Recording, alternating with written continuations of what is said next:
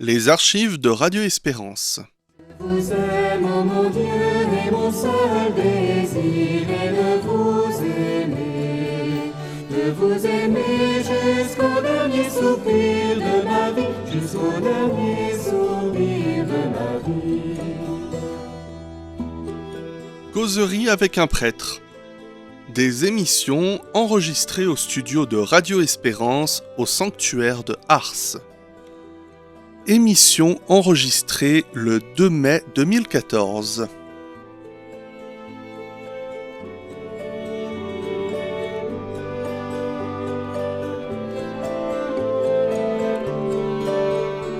Nous passerons 1 heure ensemble en compagnie du Père Sylvain Bataille. Bonsoir Père. Bonsoir et bonsoir à tous nos amis auditeurs. Donc ce soir, nous allons aborder le thème du travail. Alors cela tombe bien puisqu'aujourd'hui c'est le 1er mai, donc fête du travail. Pour beaucoup, c'est un jour férié, mais pour d'autres, c'est un jour de travail pour fêter dignement le travail. Donc avant de commencer, je voudrais vous lire l'oraison du jour à Saint-Joseph, puisque c'est sa fête, Saint-Joseph artisan, pour ouvrir notre émission. Dieu, créateur de l'univers, tu veux que l'homme, par son travail, te rende gloire en continuant ton œuvre. Permets, en ta bonté, qu'à l'exemple de Saint-Joseph et sous sa protection, nous accomplissions les tâches que tu nous donnes et recevions la joie promise aux bons serviteurs. Voilà, pour commencer notre émission, le patronage de Saint-Joseph sera des plus fructueux, j'espère. Alors, le travail, je vous propose, pour commencer, en introduction, de partir sur ce qu'on pourrait appeler le tournant industriel du XVIIIe siècle, où on pourrait dire qu'avant, on a une conception du travail assez traditionnelle, une conception agraire ou agricole, et qu'avec l'apparition de la machine à vapeur, l'apparition des machines en général, des masses ouvrières, donc les comportements, l'appréhension du travail a fortement changé. Et nous allons donc essayer de mieux comprendre cette notion du travail dans une vision chrétienne. Mais pour commencer, nous allons faire une enquête historique et essayer de voir, comme je vous disais, quelques repères par rapport à l'histoire. Donc Père, est-ce que vous pouvez nous présenter les évolutions que nous avons dans la conception du travail ? Je crois qu'effectivement, cette question du travail est une question importante. Si on réfléchit à nos sentiments ou à nos pensées par rapport au travail, il y a des choses positives. C'est heureux d'avoir du travail et très douloureux d'être au chômage. Et puis en même temps, il y a des choses négatives. Le travail, c'est difficile. On préférerait les vacances ou des sentiments les plus variés. Et donc, il y a besoin de réfléchir et de voir un petit peu le sens du travail de l'homme, sa grandeur, et puis aussi les conditions pour qu'il puisse bien se passer. Alors, un sujet est abondant et large. On va le prendre. Donc, pour commencer cette approche historique, notre civilisation gréco-romaine, donc les origines, dans le monde grec et dans le monde romain, le premier point, c'est qu'il y avait un profond mépris pour le travail économique. En disant, ça relève de la survie matérielle de l'homme, c'est réservé aux esclaves, aux femmes, aux artisans. Et Benoît XVI, d'ailleurs, l'a rappelé à l'occasion de son discours aux Bernardins, quand il est venu à Paris en septembre dernier, et en disant, mais voilà, et dans cette perspective-là, l'homme vraiment libre, c'est celui qui n'a pas à travailler de ses mains et qui se consacre uniquement aux choses de l'esprit. Et donc, en abandonnant, dit Benoît XVI, le travail physique considéré comme une réalité inférieure à ces hommes qui n'étaient pas supposés atteindre cette existence supérieure, celle de l'esprit. Et donc, on s'aperçoit qu'à l'époque, on a une société qui est très structurée. Chacun a sa place dans la société. Il y en a qui ont des tâches nobles, et puis il y en a d'autres qui ont simplement à assumer leur mission pour subvenir aux besoins fondamentaux, mais sans avoir toute leur dignité. Et aujourd'hui, d'ailleurs, c'est pas un système qui est complètement passé. Il y a un certain nombre de pays ou de sociétés qui sont un peu structurés encore dans cette conception-là, et l'hindouisme, parfois, peut prêter à ce type d'approche où chacun est dans sa case, chacun est à son niveau, et on ne doit pas en bouger, et si on est artisan, tant pis pour soi, et si on est un homme, un sage et un savant, tant mieux, et des places qu'il est difficile de remettre en cause. Et dans ce contexte méditerranéen, qu'apporte la révélation divine juive ? Je veux parler de l'Ancien Testament. Quelle est sa conception, son approche par rapport au travail? Eh bien, dès le premier chapitre de la Bible, la question du travail est abordée. D'abord, le premier point, c'est que on croit en un Dieu créateur, donc en un Dieu qui agit. Et l'œuvre de la création, ça nous montre l'œuvre de Dieu qui agit pour l'homme au centre de la création, et Dieu qui pose dans cette création l'homme lui-même et qui lui confie la création. Soyez féconds, multipliez-vous, emplissez la terre, soumettez-la, dominez les poissons, les oiseaux, tous les animaux. Et donc, le travail n'est pas d'abord quelque chose de négatif, de pénible. Le travail, c'est quelque chose qui nous met à l'image de Dieu. On va prolonger l'œuvre de Dieu, le travail de Dieu, à l'intérieur de la création. Le travail est donc une bénédiction. Le travail est une bénédiction. Enfin, c'est une dignité. C'est la dignité de l'homme. Sa grandeur, c'est d'être capable de travailler et de prolonger ce que le Seigneur a lancé, ce que le Seigneur lui donne. Et si on regarde bien le texte, n'est-ce pas aussi une ressemblance avec le Dieu créateur qui lui-même travaille les 6 premiers jours pour installer finalement l'homme dans cette création? Tout à fait. L'homme a une place absolument unique. Ce que Dieu commence, l'homme doit le poursuivre et doit le mener à son accomplissement. Il nous est dit, par exemple, au 2e chapitre de la Genèse, Yahvé Dieu prit l'homme et l'établit dans le jardin d'Éden pour le cultiver et le garder. Et donc, ce que Dieu a donné à l'homme a mission de le faire fructifier. Dieu ne nous a pas donné une création accomplie, c'est une création qui est en devenir, et par notre travail, nous allons rendre cette création capable de nourrir les autres hommes, d'assurer à chacun le bien-être dont il a besoin et les conditions pour une vie qui soit belle et heureuse. Ça, c'est le projet de Dieu. Si je comprends bien, donc le travail n'est pas lié au péché. Et ça, c'est une bonne nouvelle. Du tout. Alors, le travail n'est pas lié au péché, en sens que le travail, c'est notre dignité. Maintenant, dans le 3e chapitre de la Genèse, on aborde la question du péché, et une des conséquences de ce péché, c'est « tu mangeras ton pain à la sueur de ton front ». Donc ce travail qui n'est pas mauvais en soi, qui relève vraiment de la nature humaine, l'homme est fait pour travailler, avec le péché, ce péché qui vient fausser le rapport avec Dieu, qui vient fausser le rapport des hommes entre eux et le rapport des hommes avec la nature, quelque chose est abîmé dans le projet de Dieu. Le projet de Dieu n'est pas détruit, mais il est abîmé et tout est devenu plus compliqué. Et donc, avec le péché, il y a deux dimensions. Il y a la pénibilité du travail, c'est-à-dire qu'il n'y a plus cette harmonie. Le péché rompt l'harmonie entre la création et le Créateur, et puis entre l'homme et la nature. Donc, ce qui devait se faire de manière paisible, harmonieuse avec la nature, d'aider la nature à donner le meilleur d'elle-même, ça se fait dans des conditions plus difficiles. Donc, la pénibilité du travail, et ça demeure toujours. Et puis, la deuxième chose du péché, la deuxième conséquence du péché, c'est l'injustice. En disant, l'homme n'est plus capable d'une vraie relation avec lui-même, avec ses frères, et donc on va souvent être dans une logique de domination avec l'esclavage, l'abus des puissants, les nations qui envahissent, les impôts abusifs, les injustices aussi avec les plus faibles, la rapacité, l'avarice et tous les scandales.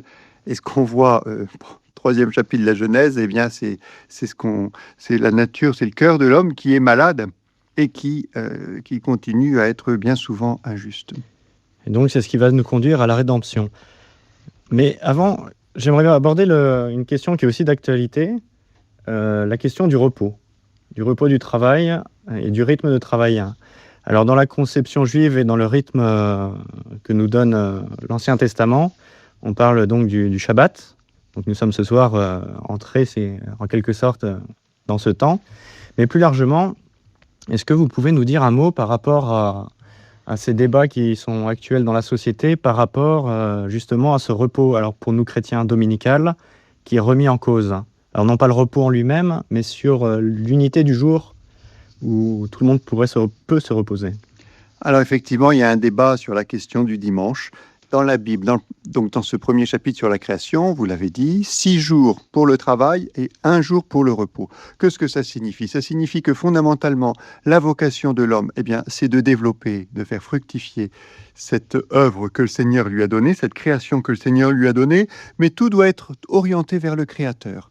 Et donc, le fait d'arrêter un jour par semaine, c'est signifier que le travail n'est pas le but ultime. Le but ultime, c'est le repos en Dieu. Et si nous avons à travailler sur cette terre, et il nous faut travailler autant qu'on le peut et du mieux qu'on le peut, c'est pour un temps, mais que nous sommes, c'est un temps de préparation, mais nous sommes appelés à la contemplation du Seigneur. Et dans le royaume de Dieu, on ne travaillera plus. Donc c'est lié à notre monde, c'est lié à notre terre. Mais en même temps, pour que le danger, on l'a vu, c'est l'oppression, ou le désir tout-puissant, d'un travail tout-puissant, ou de l'appât du gain, et donc de vouloir toujours plus travailler, ou de n'exister que par son travail. Eh bien, ce fait du repos, c'est reconnaître que l'homme a une autre dimension, et qu'il n'y a pas que le matériel, il n'y a pas que le commerce, il y a aussi cette dimension spirituelle, il y a aussi la dimension relationnelle. Et donc, tout l'enjeu en ce moment sur le travail du dimanche, eh bien, c'est pas tant de débattre, est-ce que c'est plus rentable économiquement, est-ce que ça va sauver des emplois, c'est la dignité de la personne. Eh bien, il y a un moment où il faut savoir s'arrêter. Et pas seulement, il faut que chacun puisse s'arrêter 1 ou 2 jours dans la semaine, mais il faut aussi que la société comme telle s'arrête en se disant, la journée du dimanche, et c'est notre tradition chrétienne, et c'est la structuration de toute notre société européenne et occidentale, eh bien, il y a une journée dans la semaine où on ne fait pas les mêmes choses que les autres jours de la semaine. Et donc, le côté matériel, et d'où l'importance de fermer les commerces, sauf les commerces de première nécessité, mais globalement de fermer les commerces pour donner de la place à la relation entre les personnes. On sait combien les familles sont en difficulté aujourd'hui. Il faut faire le maximum pour favoriser cette communion dans les familles et pas, au contraire, avoir des systèmes où on finit par travailler tout le temps, où il n'y a plus de rythme, et il n'y a plus de rythme hebdomadaire pour être les uns aux autres plus disponibles et plus ouverts. Et donc, ça a des conséquences très, très importantes sur tout le fonctionnement de la société. Ce n'est pas qu'une affaire économique, c'est vraiment une affaire sociale et une conception de l'homme. Donc le travail est complètement intégré à cet ensemble beaucoup plus vaste et englobant de la rédemption, comme nous disions tout à l'heure. Et donc justement, cela nous amène à la révélation en Jésus-Christ, donc, qui vient nous apporter sur Dieu lui-même et sur l'homme aussi, donc une révélation, un enseignement. Et est-ce que vous pouvez nous expliquer qu'est-ce que cela apporte au niveau anthropologique par rapport au travail? Et qu'est-ce qu'il y a de nouveau en Jésus-Christ par rapport au travail? Dans l'évangile d'aujourd'hui, justement pour la fête de Saint Joseph travailleur, il nous était dit, celui-là n'est-il pas le charpentier, le fils de Marie, le frère de Jacques, de Joseph, de Jude et de Simon? Jésus reconnu comme le fils du charpentier, c'est peut-être celui qui avait fait la table, c'est peut-être celui qui était venu réparer une poutre qui s'abîmait. Eh bien, quand effectivement la vie de Jésus, il y a eu dans le temps de son enfance, où il se prépare, il développe son humanité pour être capable de prendre sa place dans la société. Et puis à cet âge-là, à 14 ans, eh bien, on est considéré comme adulte. Et ensuite, on prend sa place et Jésus va travailler jusqu'à l'âge de 30 ans. Donc la grande majorité, la plus longue partie de sa vie, Jésus va constituer comme charpentier, travaillant avec son Père. Et c'est pourquoi ? Parce que Dieu s'est fait homme, et si le travail est au cœur de notre humanité, Dieu se fait homme, Dieu vit l'expérience du travail. Et Jésus, le Fils de Dieu, va vivre ce travail. Et d'ailleurs, souvent dans ses paraboles, il revient aux travaux des champs, à la vigne, à la construction. Et même, il trouve anormal qu'on ne fasse pas fructifier ses talents, en disant, celui qui a des talents, il doit les faire fructifier pour le service de l'ensemble. Mais un travail qui n'est pas que matériel, parce que si Jésus a vécu comme charpentier, et partageant nos conditions, avec tout ce qu'elle peut avoir de pénible, Jésus devait être aussi fatigué de porter des grosses poutres et de tailler des arbres et de raboter. Ça devait, surtout qu'à l'époque, on n'avait pas les machines qu'on a aujourd'hui. Donc la pénibilité du travail au temps de Jésus, ça devait être autre chose, puis sous une chaleur ou dans le froid. Et donc Jésus va travailler. C'est une partie, et puis toute sa vie publique, Jésus va continuer à travailler, mais ça va être un tout autre type de travail. C'est plus le travail matériel de charpentier, ça va être de travailler aux œuvres du Père et de travailler au salut du monde. Et donc il dira, mon Père et moi, nous sommes toujours au travail. Et on perçoit à travers cela que ce soit le travail spirituel, Donc l'engagement, le service des autres, et sous toutes ses formes, et y compris le service de la vie spirituelle, ou que ce soit le travail matériel, ce qui compte, c'est cette offrande, c'est ce dynamisme profond de nos vies, tourné vers les autres. Et Jésus nous montre que cela peut prendre des formes assez différentes, mais que cela fait partie de la nature profonde, de la nature humaine. Oui, quel émerveillement pour nous. Le Seigneur lui-même, lui qui est Dieu, vient partager notre condition, et donc on l'a dit en particulier dans le travail. Et donc peut-être que ça peut être une aide aussi quand on peine à la tâche, et bien de penser que le Seigneur est passé par là et que nous pouvons nous associer à son œuvre eh bien dans le quotidien, dans les tâches simples ou pénibles de notre travail personnel. C'est notre grandeur d'être capable de travailler. Et alors, on voit, si on regarde un peu l'histoire, ou une étude un petit peu des mœurs du travail, finalement, les premiers chrétiens, les premiers siècles, n'ont pas eu de changement on n'a pas observé de changement fondamental par rapport à cette conception juive. Les chrétiens ont continué en ce sens-là à aborder le travail. Hein. Oui, il n'y a pas eu de changement, en sens que les Juifs avaient déjà une grande idée du travail, et que par exemple, on voit un Saint Paul qui travaille, qui fait des tentes pour gagner sa vie de ses mains, hein, et puis à d'autres moments, il gagnera sa vie par son ministère et sa prédication. Donc, les Juifs avaient cette tradition du travail. Par contre, on est en complet décalage avec le monde romain environnant, pour qui, entre autres, le travail manuel était quelque chose pour les petits, pour les pauvres, c'était pas du tout glorieux de travailler de ses mains.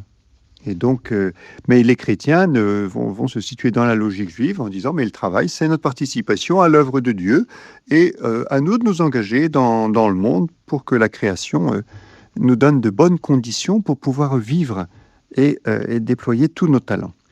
Alors peut-être justement, est-ce le moment de mentionner une particularité dans le christianisme, c'est la naissance du monachisme, qui, Benoît XVI l'a rappelé récemment au Bernardin lors de sa visite en France, en septembre dernier, qui a beaucoup réfléchi sur cette notion de travail, l'a réfléchi d'une manière philosophique, spirituelle et théologique. Et est-ce que vous pouvez nous expliquer un petit peu ce que le monachisme développe et apporte en son temps? Eh bien, Saint Benoît, le grand fondateur du monachisme en Occident, au 7e siècle.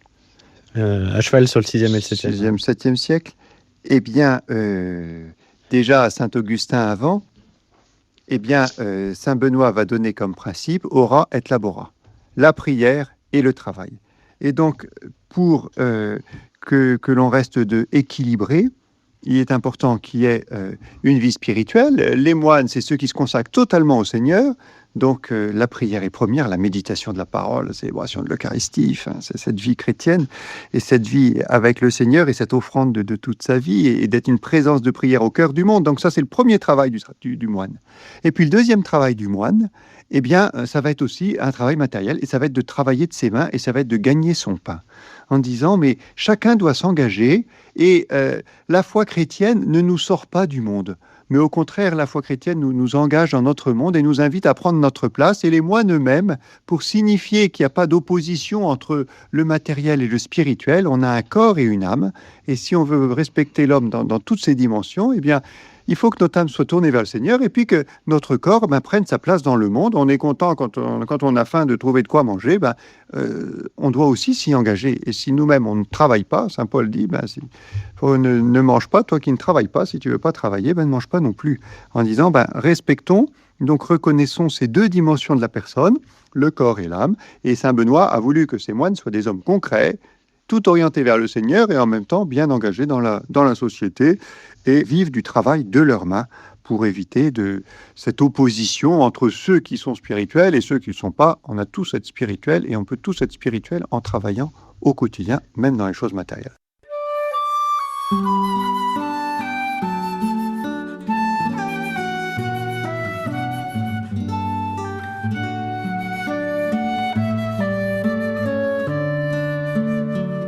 Hoy a tus pies ponemos nuestra vida.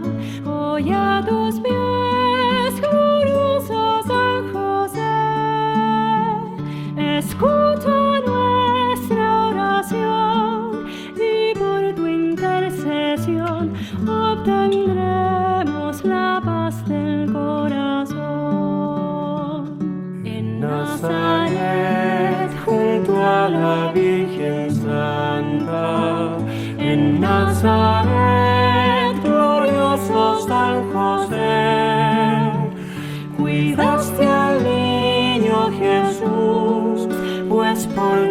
gran virtud, fuiste digno custodio de la luz.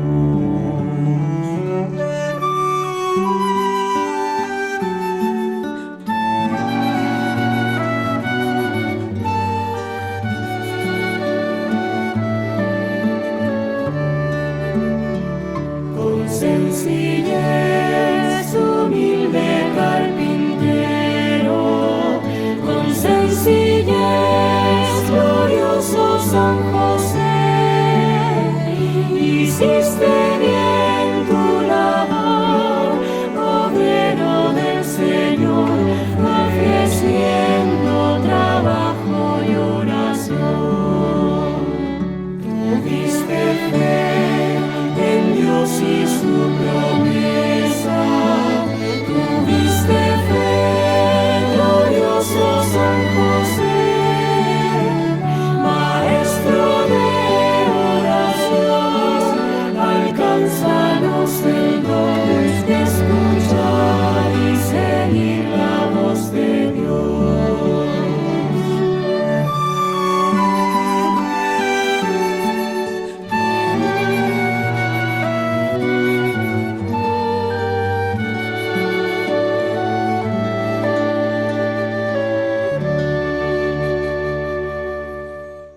Sur les ondes de Radio Espérance, nous écoutons la rediffusion d'une émission Causerie avec un prêtre du 2 mai 2014. Nous en étions restés au Moyen-Âge. Cette conception du travail qui structure toute la société, la cité.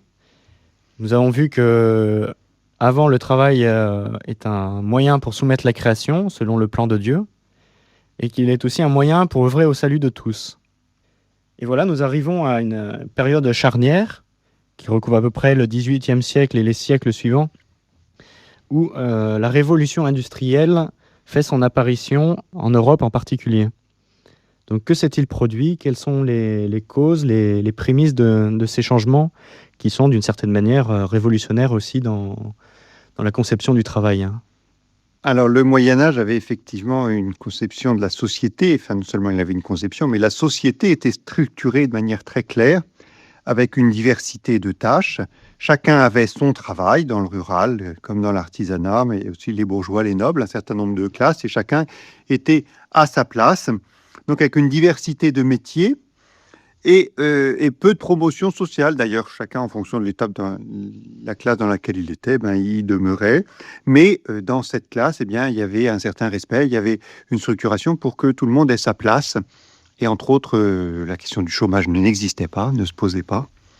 Donc avec des professions qui étaient très organisées, ce qui protégeait, mais ce qui aussi parfois enfermait. Et donc avec un système des corporations et de temps en temps du corporatisme, c'est-à-dire justement quand ça enferme. Alors ce système-là a un peu éclaté avec la révolution industrielle, où on va développer la production et qui va donner la création de la classe ouvrière. Et donc, on va avoir une valeur nouvelle qui va être la productivité. Avant, on avait une responsabilité, on avait une compétence et on développait cette compétence. Avec la révolution industrielle, on n'a plus une compétence, mais on va parcelliser le travail pour être plus efficace, pour pouvoir produire de manière plus rapide et de manière plus développée. On va structurer le travail pour que chacun va avoir un petit bout à faire, ça va être parcellisé avec des tâches qui vont souvent être très répétitives, qui ne vont pas demander de compétences, mais qui vont demander une rapidité. Et donc, ça va être le développement de l'industrialisation avec effectivement la vapeur, l'électricité, qui vont donner une puissance qu'on ne soupçonnait pas, avec le développement des usines, avec aussi des populations qui vont être déplacées, qui vont plus avoir leur place, qui vont plus avoir leur identité et qui vont être complètement absorbées par le chômage, par le travail. Et en plus avec des périodes de crise où on n'a plus de travail à leur donner, et donc c'est le chômage et c'est la misère noire. Et aussi avec cette souffrance de gens qui travaillent et qui travaillent plus qu'il ne faudrait et qui, même à ce rythme-là, n'arrivent pas à nourrir leur famille, sont dans des grandes conditions de pauvreté. Et puis un travail qui ne respecte plus le cycle naturel, qui ne respecte plus le cycle des saisons, et donc qui va entraîner quand même beaucoup de souffrances, avec aussi une bourgeoisie financière industrielle qui va se développer, avec un côté positif. On est positif, et les choses sont moins sectorisés, sont moins séparés, et donc là, il y aura des possibilités de promotion sociale, mais il y aura aussi une grande souffrance. Alors justement, j'ai une question d'un auditeur, Jean-Jacques, dans le Rhône, qui demande s'il est moral de faire toutes sortes de travaux de fabrication ou autres, sachant que la technique aujourd'hui, et même dans ses premiers développements, a permis un champ d'exploitation beaucoup plus large et inimaginé jusqu'à présent. Alors, tout ce qui est techniquement possible n'est pas forcément bon. Techniquement, je peux vous tuer. C'est pas forcément. Oui, merci. Ce n'est pas mon projet et ce n'est pas une bonne chose. Donc, il faut distinguer entre ce qu'on peut faire et ce qu'on doit faire. Non, on a une intelligence qui doit nous amener à réfléchir. Parce qu'on voit bien, l'animal, il n'a pas une intelligence, il n'a pas cette capacité de développer des outils qui vont lui donner une puissance extraordinaire. Donc, quoi qu'il arrive, il ne fera que selon son instinct, il pourra faire un peu de mal, mais ce sera toujours limité. L'homme, avec son intelligence, et alors entre autres avec tous les moyens qu'on a depuis 200 ans, on a des instruments qui nous donnent une puissance qu'on n'avait pas avant et qui, s'ils sont mal utilisés, nous rendent extrêmement violents et extrêmement dangereux. Qu'on pense à la bombe nucléaire ou à bien d'autres choses. Donc, par rapport au travail, est-ce que tout est bon? Non, mais même aux origines. Dans les premiers chrétiens, il y avait certains travaux qui n'étaient pas compatibles avec l'Évangile. Et donc, au début, par exemple, les premiers chrétiens ne pouvaient pas être militaires parce que c'était l'armée de l'Empire qui s'opposait à la foi chrétienne. Et aujourd'hui encore, je pense que si on a une conscience éveillée, on va s'apercevoir qu'il y a un certain nombre de travaux qui ne sont pas compatibles avec une vie chrétienne. Alors, même l'Église donne des points de repère.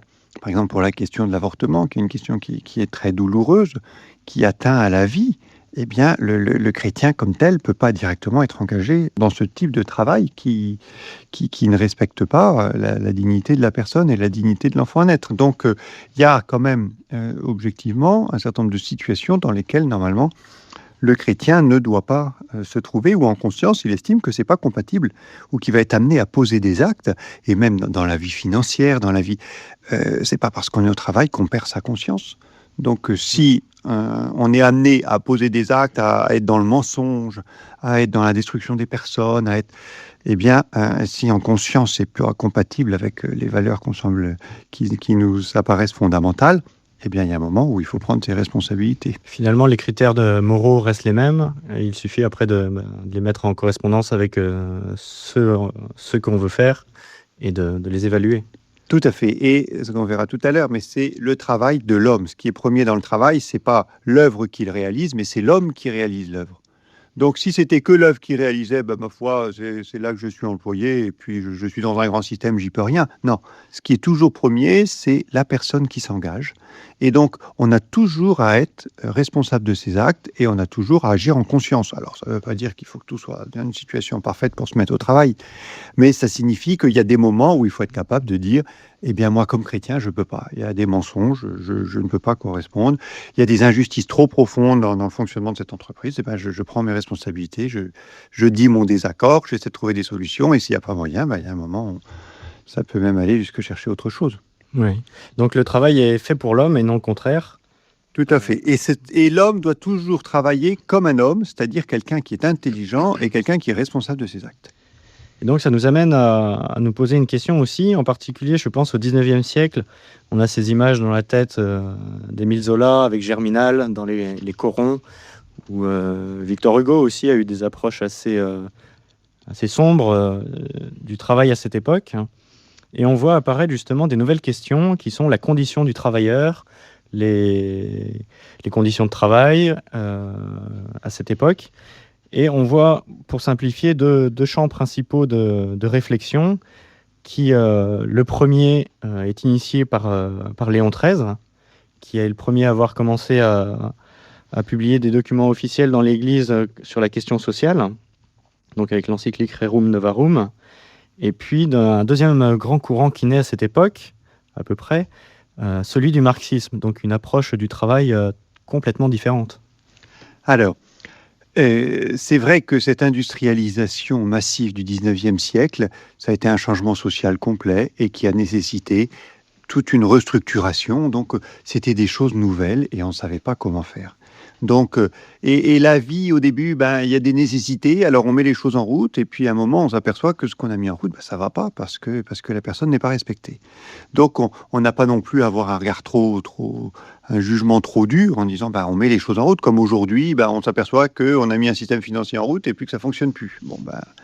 Quand on l'a mis en route, ça semblait bien, et avec un peu de recul, et quand on voit les conséquences, on s'aperçoit qu'il y a des choses qui ont besoin d'être ajustées en profondeur, et même transformées, reprises en profondeur. Donc, ça a été la question au 19e siècle, cette industrialisation massive, on s'aperçoit que ça a des effets très pervers. Et à ce moment-là, il y a une réaction qui est saine, qui s'appelle le mouvement ouvrier dès le 19e siècle. Donc, en disant, mais on ne peut pas laisser des gens souffrir ou des personnes simplement être exploités ou avilis dans leur dignité, non respectés dans leur dignité à cause du travail, et simplement parce qu'ils ont une famille à faire vivre. Alors, effectivement, il y a eu un peu deux courants.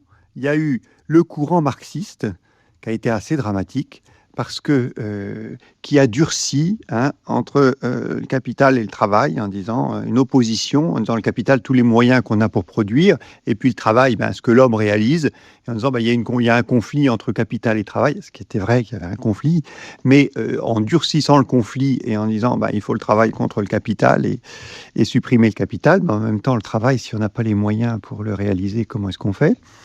Donc, et entre autres, avec la logique de la lutte des classes, en disant, il y en a qui oppriment, il faut qu'on réagisse et on va se battre. Alors, de réagir, c'est légitime, mais de se battre, on est entre hommes et on a à respecter, on a à respecter tout homme. Et donc, ça a été dans une logique de conflit qui a été dramatique parce que ça a été 150 ans de conflit. Et aujourd'hui encore, on sent que certaines fois, on est dans une logique marxiste, c'est-à-dire que on s'oppose les uns aux autres et on a l'impression que pour se sortir d'une situation qui est objectivement difficile et dont il est normal qu'il y ait une réaction, il n'y a pas d'autre solution qu'une espèce de destruction du système ou de destruction de la personne qui est en face de nous, ou une opposition systématique. Donc ça a été la première perspective. Et la seconde perspective, ça a été le mouvement social chrétien, à la même époque, donc il s'est développé, où de dire, l'évangile, la logique de l'évangile nous invite au respect des personnes, et ça nécessite un engagement des chrétiens. Et donc la question d'exploitation des travailleurs nécessite une réaction, et une réaction qui peut être forte. Et comme vous l'avez dit, Léon XIII a réagi avec Rerum Novarum. Donc il y avait tout ce mouvement de chrétiens engagés qui voyaient cette misère et qui réagissaient. Et puis Léon XIII, avec toute son autorité de pape, au XIXe siècle, à la fin du XIXe siècle, a engagé, assuré, affirmé, conforté ce mouvement en disant il faut défendre la dignité inaliénable du travailleur. Donc, il y a un droit au travail, mais il y a un droit à la propriété, il y a un principe de collaboration entre les classes, donc on n'est plus du tout dans la logique marxiste de lutte des classes, non, il faut collaborer, il faut que patrons et ouvriers travaillent ensemble parce que c'est le même instrument de travail et c'est la même création et ils sont d'abord frères. Et puis, il y a un droit des faibles et des plus pauvres qu'il faut protéger et que quand les plus puissants abusent, il faut limiter leur pouvoir. Et il faut que la société puisse réguler par des lois, en offrant un certain nombre de règles. Donc, il y a des obligations pour les travailleurs, pour les employeurs. Et puis, dernier point d'accentuation de Léon XIII, et en disant, il y a un droit d'association. C'est-à-dire que si on est dans une situation d'oppression, pour réagir, un homme tout seul, il ne peut pas faire grand-chose. Par contre, si on s'associe, et c'est les syndicats, nécessité de syndicats pour réagir et pour trouver des solutions. Donc ça, c'est une approche qui est très occidentale, puisque la question s'est posée principalement dans ces régions pour le travail et pour la question ouvrière. Mais on peut citer aussi chez les Kanaks en Nouvelle-Calédonie, qui ont une conception très différente, mais qui finalement rejoint quelque part ce que vous venez de dire. C'est que pour eux, le travail est destiné à subvenir aux besoins essentiels et qu'il faut se limiter à cela, qu'il ne faut pas aller au-delà et que ce ne doit pas être une source d'enrichissement. Ce qui pourrait créer un déséquilibre social. Alors c'est vrai que quand on regarde du point de vue plus large que la question occidentale, partout on travaille. Parce que si on ne travaille pas, on meurt. La nourriture, elle ne nous vient pas à nous-mêmes. De toute façon, les animaux, c'est pareil. Un oiseau, toute sa journée, il cherche sa nourriture, il fait son nid, il s'occupe de ses petits, enfin, il est occupé. Bon, il y a la cigale et la fourmi, mais quand même. Quand même, globalement, les animaux, s'ils veulent vivre, ils ont besoin de travailler. Et les hommes, quand on regarde partout l'humanité, il y a toujours nécessité de travailler. Après, il peut y avoir effectivement des accents différents. Les Kanaks, il faut travailler le minimum, ce qui est nécessaire pour la vie, mais pas d'enrichissement, parce que sinon on va déstructurer la société, ce qui n'est pas forcément... Bon, qu'une logique a aussi sa richesse et sa beauté. Les Esquimaux, par exemple, eh bien, les Esquimaux, on travaille 6 mois par an. L'été, on chasse, on pêche, on cueille, on se déplace, et puis on fait un igloo, et puis on a tout au congélateur, un congélateur naturel. Et puis ensuite, pendant l'hiver, on vit en communauté et on partage les fruits du travail de l'été. Même dans certaines régions montagnardes, derrière Chamonix, il y avait une vallée de Valorcine où c'était ça. Il y avait 6 mois de neige par an. Pendant ce temps-là, on se retrouvait et donc la structuration du travail était différente, mais il y a toujours cette logique du travail.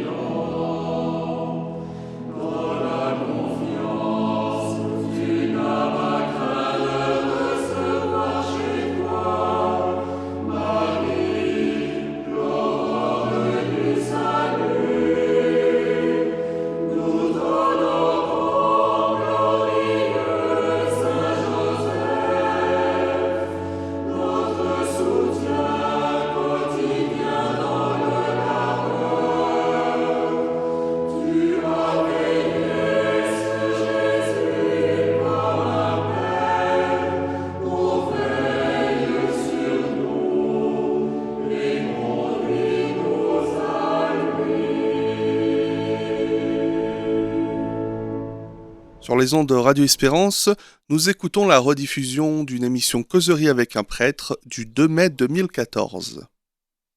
Nous en étions restés à la quantification du travail, si j'ose dire. Et pour avancer un peu dans notre petite enquête, on a fait beaucoup de pauses, on a parlé du repos, et ce qui m'amène à la question suivante. Aujourd'hui, dans une société qui a la culture du loisir d'une manière importante, le travail est-il un mal nécessaire ? Le travail n'est pas un mal nécessaire, le travail est une nécessité de notre nature. Et c'est aussi notre dignité, notre grandeur. On l'a vu, Dieu est créateur, il nous donne de participer à sa création, la création n'est pas terminée, et donc nous avons à la dominer, à lui permettre de porter ses fruits pour que l'homme y trouve sa place et que l'homme y soit, donne le meilleur de lui-même et puisse vivre dans de bonnes conditions. Donc on est responsable des conditions dans lesquelles nous vivons et dans lesquelles nos frères vivent par notre travail. Alors est-ce que ça veut dire que le loisir est mauvais ? Qu'est-ce qu'on entend par loisir ? C'est-à-dire que si c'est simplement la recherche du plaisir et de la détente, si c'est une nécessité, quand on a bien travaillé, on a besoin de se reposer. Donc les vacances, c'est nécessaire parce qu'on a travaillé et pour pouvoir travailler. Et pas l'idéal, c'est pas les vacances et puis entre les deux, il faut gagner un petit peu d'argent. L'idéal, c'est je travaille. Et pour pouvoir continuer à bien travailler, il y a des moments où on se retrouve, on se repose. Donc le loisir comme repos, nécessaire, légitime. Et puis surtout, pour le loisir, c'est-à-dire tout ce qui est en dehors du travail, eh bien, c'est tout ce qui est relations fraternelles, vie familiale, vie conjugale, la relation avec les autres. Et on a besoin, l'homme est un être de relation, et donc il doit prendre le moyen et le temps, et ça doit s'inscrire aussi dans son emploi du temps. Il ne peut pas faire que travailler, il doit aussi prendre du temps gratuit avec les autres.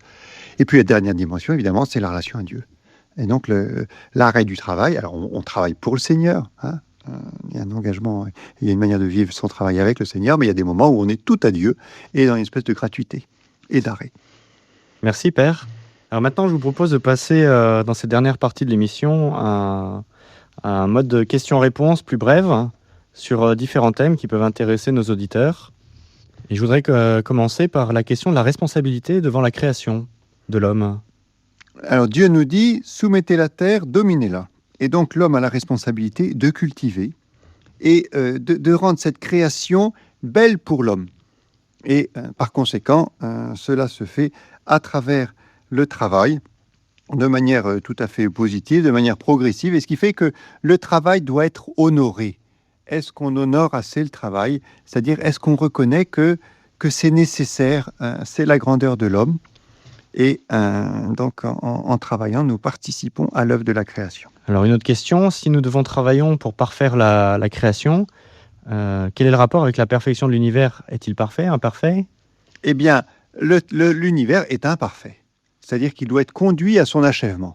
Hein, l'univers a une origine en Dieu, c'est l'œuvre de Dieu, et ensuite ça doit être déployé, et on le voit bien dans notre société, on profite du travail de génération et de génération. Enfin, quand on rentre dans une église, c'est des gens qui ont travaillé à cette église il y a 200, 300, 500, 600 ans ou 1000 ans, et puis d'autres ont continué à l'entretenir et à la faire vivre. Ou quand on prend une route, quand on prend un chemin, quand on est dans un port, quand on s'inscrit ou quand on rentre dans une maison, voilà, d'autres ont vécu avant nous, ont travaillé, ont amélioré la création pour qu'on puisse y vivre de manière positive, et nous, on doit prendre notre place, et puis ensuite, on mourra. Il y a un moment où on ne peut plus travailler parce que l'âge est là. Si on a bien travaillé dans sa vie, c'est fini, c'est honnête, et on laisse la place à d'autres qui vont continuer, qui vont reprendre ce qu'on a fait et qui vont prolonger. Et pour ceux qui auraient du mal à apprécier la valeur du travail, pour des raisons personnelles, de caractère, enfin que sais-je, qu'est-ce que Jésus peut nous enseigner? Eh bien, Jésus, par sa vie, nous enseigne que le travail manuel, c'est important. Jésus condamne aussi le serviteur paresseux, celui qui ne développe pas ses talents. Chacun d'entre nous, nous avons des richesses. Et la question de fond, c'est la question de l'orientation vers les autres. Est-ce que je travaille pour moi ou est-ce que je travaille pour les autres? Et la question du travail, c'est je prends ma place dans la société. On ne peut pas vivre, on n'est pas Robinson Crusoe, on n'est pas sur une île déserte. Donc notre travail, c'est une petite participation humble à la vie de la société. Ce soir, on va se coucher dans un lit qu'on n'a pas fait. On va allumer l'électricité, c'est pas nous qui produisons l'électricité. Et c'est pas nous qui avons inventé la lumière, c'est pas nous qui avons peint la pièce, ou rarement. Et puis demain matin, notre petit déjeuner, on va manger du pain, on n'a pas cultivé le blé, on l'a pas cuit, on n'a pas. Donc, on s'inscrit dans un monde où on reçoit énormément, c'est normal qu'on prenne notre place. Et donc, le travail, c'est se situer dans cette société, reconnaître tout ce qu'on reçoit et s'en réjouir, et puis se dire, si je reçois autant, moi, je dois donner, et je suis capable de donner, et c'est ma grandeur de donner, et donc, vive le travail. Amen. Donc, le travail est fait pour l'homme, nous l'avons déjà dit. Et ça nous amène à la question de Enguerrand de Brest, un auditeur, qui demande comment justifier du point de vue chrétien des comportements des responsables d'entreprise par rapport au licenciement pour des raisons financières ou qui délocalisent dans d'autres pays. Alors, c'est toute la question du fonctionnement de notre économie. On est sur des questions extrêmement complexes. Donc, je ne peux pas donner une réponse générale, c'est-à-dire que c'est au cas par cas. Ce qui est clair, c'est que la valeur la plus importante du travail, c'est l'homme. Donc le travail doit toujours être au service de l'homme. Mais on est dans une société qui a son fonctionnement. et qu'il y a un moment, si on ne peut plus payer les salaires, si on ne peut plus payer les ouvriers, si on ne peut plus tout payer, eh bien, où on risque de mettre la société en danger. Il y a des moments où il vaut mieux licencier quelques personnes que fermer l'entreprise. Donc, comment apprécier? C'est là l'importance du dialogue social. Le patron, il a une responsabilité. En plus de ça, s'il est propriétaire d'entreprise, mais il a une responsabilité, morale. Donc, il doit s'engager et faire en sorte de donner du travail et de gagner de l'argent pour pouvoir donner du travail. Je connaissais un patron qui était chrétien. Et puis, il est interviewé à la télévision, puis on lui dit, mais vous êtes patron et vous gagnez de l'argent. Alors, vous êtes chrétien et vous gagnez de l'argent. Eh ben, il dit oui, et si je ne gagnais pas d'argent, ce serait un péché. Parce que, comme chrétien, j'ai à faire en sorte que l'entreprise que je dirige produise et donne du travail à d'autres. Donc, il y a des moments où soit ça a peut-être été mal géré. Les patrons, ils ne sont pas parfaits. Les ouvriers, ils ne sont pas parfaits, puis les patrons non plus. Donc, il peut y avoir des erreurs de gestion. Et ou peut-être parfois aussi, parce que les ouvriers, ils ne se mettent pas assez au travail et qu'il y a eu trop d'abus, qu'il y a eu trop de... Donc, il y a des situations qui amènent, ou qu'on est dans un contexte économique, quand on voit ce qui se passe en ce moment, il y a des entreprises et les commandes chutent de 50%. On ne peut plus. Donc, et c'est là, il y a un autre principe, c'est que nous donne l'Église en disant attention, ce qui compte, c'est le travail, mais ce n'est pas de pérenniser. Il y a des systèmes qui ne fonctionnent plus. Alors, on a à s'interroger, est-ce que vraiment ça ne fonctionne plus? Est-ce que c'est juste la patte du gain des patrons? Il y a des cas où c'est le cas, et dans ce cas-là, il faut réagir. Mais il y a d'autres situations où ça ne marche plus. Acceptons que ça ne marche plus. Il y a des entreprises, il faut les fermer. Et les entreprises, elles n'ont pas les promesses de la vie éternelle. Et devant ces situations, donc le chrétien, lui, ne reste pas assis sur sa chaise. Justement, l'Église nous enseigne aussi d'avoir la sollicitude pour les plus pauvres. Et donc, envers le travail, cela s'applique aussi. Exactement, en disant, alors ça c'est un autre aspect, c'est que le travail, quand on peut travailler, on a beaucoup de chance. Parce que on a des capacités, on peut les faire fructifier, et puis il y en a qui ont des dons pour le travail, et ça c'est fantastique. Donc si on a ces dons pour le travail, on se doit de travailler, et puis il y en a qui ne peuvent pas travailler. Alors soit les plus jeunes, parce que il faut le temps qu'ils deviennent les adultes pour donner leurs mesures. Donc c'est normal, et on les laisse se former, et puis une fois qu'ils sont adultes, ils prennent leur place. Soit les malades, ou les gens qui ont des difficultés de santé ou des difficultés psychologiques, ou qui ne vont pas pouvoir travailler, qui n'ont pas la chance de pouvoir travailler. Donc c'est normal que ceux qui ont cette chance-là leur viennent en aide. Et puis les personnes âgées, elles ont pris leur place dans leur société, elles ont contribué pendant le temps où elles le pouvaient, puis il y a un moment où elles ne peuvent plus. Donc la retraite, c'est pas j'ai assez travaillé, j'ai gagné de l'argent et maintenant j'ai le droit de plus rien faire. Non. La retraite, c'est j'ai travaillé un temps, donc maintenant mon temps est fini pour le travail, mais j'ai encore à donner pour les autres. Donc le jour où on arrive en retraite, soit on ne peut plus parce qu'on n'a plus la force, dans ce cas-là on ne fait plus, et il doit y avoir cette solidarité sociale, ou bien on a encore des forces, et dans ce cas-là, on s'investit dans les associations, on s'investit avec ses petits-enfants, on s'investit, c'est pas de dire j'ai gagné, donc maintenant je vais faire que des voyages, et donc je me replie sur moi-même, je suis plus dans une logique chrétienne. La logique chrétienne, c'est toujours tourner vers les autres.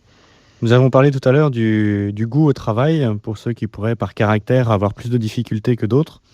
Une auditrice, Josette de Roanne, nous demande est-ce que un travail qui se rapprocherait de la nature n'aiderait pas à retrouver le goût du travail et avoir un travail qui serait plus humain? Ah, ça c'est sûr. Que d'être toujours devant l'ordinateur, c'est quand même pas très gai. Le travail, c'est la relation. Alors la relation aux autres. Et en ce moment, se développe beaucoup le tertiaire, tout ce qui est l'ordre du service et la relation. Tant mieux, parce que ça c'est pleinement humain. Alors que de faire du travail à la chaîne. Il y a des situations, ça peut être fait avec une certaine dignité, puis on peut y mettre avec son cœur, et c'est comme ça. Et puis si ça permet de faire vivre sa famille, c'est fantastique. Et puis réjouissons-nous, et espérons que les entreprises vont tenir. Mais c'est vrai aussi que la nature, c'est quand même la création par excellence. Et quand on est au printemps en ce moment, c'est un émerveillement. Quand on a la chance d'être à la campagne comme nous à Ars, de voir la puissance de la nature. Et puis on a des travaux communautaires au séminaire. Oui, c'est une vraie chance. Une heure par semaine, on fait le jardin, c'est fantastique, c'est une joie. Puis au bout de 5, 6 ans, 10 ans, On voit ce qu'on a fait, et puis on voit dans notre petit travail et la puissance de la nature. Oui, qui ça apporte fait un des- équilibre avec la vie intellectuelle, tout à qui fait. fait des merveilles. Alors, si on travaille dehors, bah, tant mieux, sachant que travailler dehors, faut pas idéaliser non plus, hein, parce qu'il y a les jours où il fait beau, puis les jours où il fait moins beau. Quand c'est 1 heure par semaine, ça va, mais quand c'est tous les jours, toute l'année, c'est autre chose. Mais bon, bah, si on travaille dans la nature et qu'on aime ça, bah, c'est fantastique. Et puis, on a aussi à découvrir cette nature, et puis si on peut avoir un petit bout de jardin, ou une fleur sur son balcon. Alors, il y a ceux qui ont du mal à se mettre au travail, ou à s'y maintenir, ou à le finir. Mais nous avons aussi, comme il faut de tout dans la nature, des personnes qui seraient droguées du travail, j'allais dire, ou du moins qui l'idolâtrent. Ce comportement non plus n'est pas forcément très, très juste. Ah bah, l'évangile nous invite à l'équilibre. Et à la fois à nous engager, mais à nous engager de manière juste. Qu'est-ce que ça veut dire idolâtrer le travail? Ça veut dire, si je ne vois plus que le travail derrière, soit j'ai besoin de toujours plus d'argent. Alors parce que je vais avoir une voiture plus grosse et du coup je vais prendre des tas d'heures et des moments que je devrais consacrer à ma famille pour avoir des heures supplémentaires et plus d'argent, une voiture plus grosse, comme ça va épater les copains. Là, on n'est plus en accord avec l'évangile. Et on passe à côté de choses essentielles parce qu'on a des proches qui nous attendent, qui ont besoin de nous et que notre participation à l'œuvre de Dieu, c'est pas seulement le travail. C'est pas seulement le travail rémunéré, mais c'est aussi le travail gratuit dans sa famille, d'écouter ses enfants. Donc ça, c'est la première chose, idolâtrer son travail. La deuxième chose, c'est son œuvre.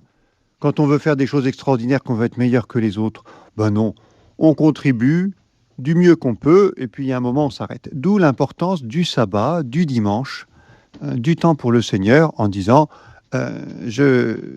j'accepte de ne pas tout faire. Il y a une prière qui est très jolie, que j'aime bien, en disant, mais il y a un moment, il faut savoir s'arrêter. Le soir, quand même, s'il nous reste du travail, on va se coucher parce qu'on n'est pas Dieu. Hein. Dieu, lui, il peut tout faire. Nous, on est limité, donc on s'accepte limité. Et puis, quand on a fait ce qu'on a pu, on s'arrête et puis d'autres feront le reste. Eh bien, cela répond à la question de Noël du Cantal, qui justement s'interrogeait sur cet asservissement du travail, un peu à l'image des Hébreux sous le joug de Pharaon. Alors, une toute dernière question.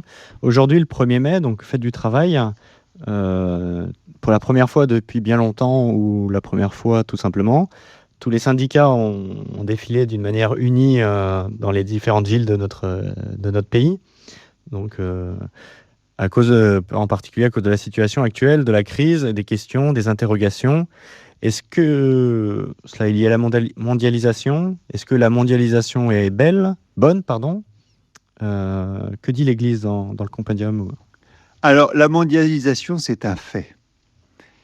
La réalité, aujourd'hui, on ne peut plus penser à l'échelle d'un village. Avant, un village ou un groupe de villages, on était assez autonome. On parlait des vallées de la montagne, elles arrivaient à vivre toutes seules pendant 6 mois.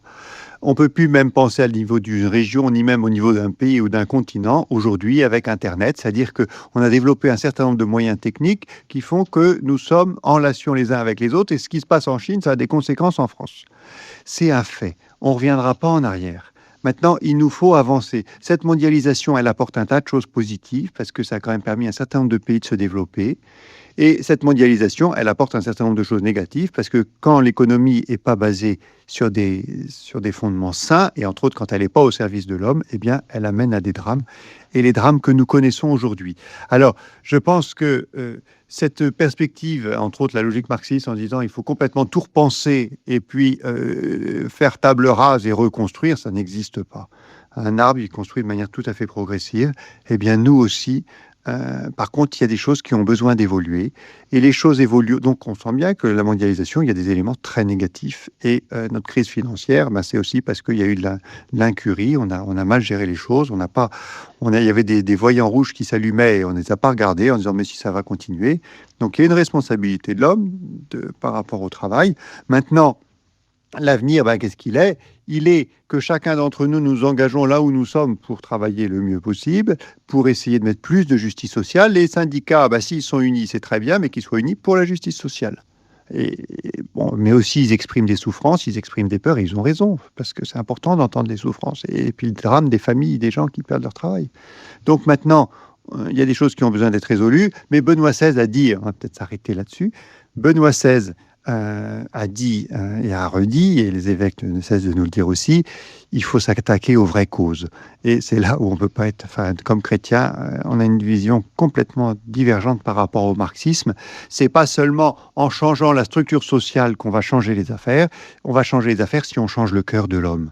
C'est-à-dire que si on est dans une logique de respect mutuel, si on est dans une logique de solidarité, si on est dans une logique de justice sociale. Et donc, la vraie question de la mondialisation, c'est pas de dire mais c'est de la faute des États-Unis ou de la Chine ou de je sais pas qui ou de nos chefs ou des patrons ou des gros patrons ou des gouvernants. La vraie faute, c'est le cœur de l'homme qui est compliqué et malade, tout ce qu'il peut y avoir d'égoïsme et d'individualisme. Et donc, la question de fond, c'est la conversion des cœurs pour être capable de s'ouvrir aux autres et pour être capable de bâtir une société plus juste. Alors, est-ce que cette crise va amener à des prises de conscience et vont amener à un certain nombre d'ajustements dans ce domaine? C'est ce qu'on peut souhaiter, mais ne nous trompons pas de combat. Il est trop facile de faire des boucs émissaires. Le Seigneur attend de nous autre chose. Il attend que nous ouvrions notre cœur aux autres et que par notre témoignage, par notre engagement de chrétien, eh bien, on aide à saisir la valeur de l'homme, l'importance de son travail et la dignité de chacun. Donc voilà, pour résumer tout ce qu'on vient de dire, il est bon de garder en tête que l'homme doit toujours être au centre du travail. Et l'homme avec un cœur ouvert. Avec un cœur ouvert. Et c'est là que, après notre discussion, notre causerie, nous voyons avec tout ce que nous avons dit et étudié des documents de l'Église, que l'Église est bien experte en humanité, et qu'elle a aussi son mot à dire là-dessus, sur ce sujet. C'est un bien pour l'humanité qu'elle puisse elle se prononcer pour nous guider. Et je crois que c'est un drame si on laisse les économistes tout seuls. On a bien vu où ça nous a conduit, et les économistes qui disaient « vous inquiétez pas, ça va continuer », eh bien, aujourd'hui, les hommes ont besoin d'autre chose. Et donc, si on veut reconstruire sur du solide, on ne construira que sur des valeurs humaines saines. Et là, l'Église a un rôle très important à jouer. Et dans ce qu'elle dit, et dans l'engagement des chrétiens. Et je voudrais simplement terminer avec cette citation qui aurait certainement plu au Père de l'Église, et qui, pour nous chrétiens, est pleine de sens. Nous devons travailler à l'avènement du royaume de Dieu comme si tout dépendait de nous. Et nous devons prier comme si tout dépendait de Dieu. Et ça vaut aussi tout à fait pour le travail. C'était les archives de Radio Espérance avec l'émission Causerie avec un prêtre. Des émissions enregistrées au studio de Radio Espérance au sanctuaire de Ars. Je vous aime, ô mon Dieu, et mon Saint.